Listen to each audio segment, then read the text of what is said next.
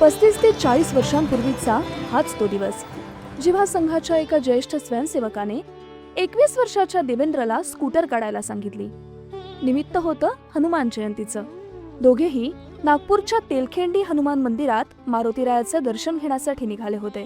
ते ज्येष्ठ स्वयंसेवकानं 21 वर्षाच्या देवेंद्रला मारुतीरायाच्या दर्शनासाठी आणलं होतं, कारण आपण राजकारण करावं की वकिली करावी यात द्विधा मनस्थितीत असलेल्या देवेंद्रमधील धगधगती आग त्यांनी आधीच ओळखली होती. राज्याच्या भविष्याचा विचार करणारा, ज्याच्यामध्ये सामान्यांसाठी काम करण्याची तळमळ आहे, ज्याच्याकडे दूरदृष्टी आहे, अशा देवेंद्रनं राजकारणात यावं ही त्यांच्यासोबतच संघात आणि राजकारणात काम करणाऱ्या नागपुरातील बऱ्याच ज्येष्ठ मंडळींची इच्छा होती.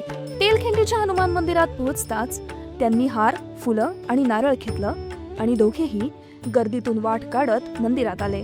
बाळा, नारळ फोड, पण त्याआधी मला एक वचन दे. नारळ फोडल्यावर मी जे काही सांगेन ते तुला ऐकावंच लागेल. ते आपल्या हातात असलेला नारळ देवेंद्रच्या हातात देत म्हणाले, हे आपल्याकडे असं काय मागणार आहेत? एखादं काम करायला सांगतील किंवा आपल्याला वजन कमी करायला बोलतील असा विचार करून त्यानं त्यांना लगेच होकार दिला. नारळ फोडला गेला आणि इथूनच सुरुवात झाली महाराष्ट्राच्या उज्ज्वल भविष्याची. देवेंद्र, मला माहित आहे तू सध्या द्विधा मनस्थितीत आहेस. तुझ्या वयातील मुलांना हेच प्रश्न पडतात, पण तू मात्र बाकी मुलांपेक्षा वेगळा आहेस. तू वकिली करावीस, पण कोणा एका व्यक्तीसाठी नाही, तर तू नागपूरच्या प्रत्येक माणसासाठी, या महाराष्ट्राच्या जनतेसाठी वकिली करावीस. तू तुझं आयुष्य या महाराष्ट्राच्या जनतेसाठी काम करून सार्थकी लावावंस, कारण तूच उद्याच्या महाराष्ट्राचं भविष्य आहेस. बोल, देशील ना तुझ्या काकाला हे वचन? देवेंद्रने राजकारण निवडलं आणि तेव्हापासून मारुतीरायाच्या आशीर्वादानं सुरू झालेला समाजसेवेचा वसा आजतागायत कायम आहे. त्यानंतर काही महिन्यातच नागपूर महापालिकेची निवडणूक पार पडली.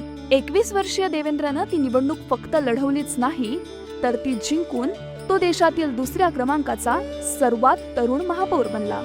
नगरसेवक, महापौर, आमदार, विरोधी पक्षनेते आणि राज्याचे मुख्यमंत्री. देवेंद्र म्हणजेच आपले देवाभाऊ. तेव्हापासून आजपर्यंत महाराष्ट्राची अविरत सेवा करतायत. त्यांच्या या अविरत सेवेला मारुतीरायाचं असंच पाठबळ लाभो हीच सदिच्छा.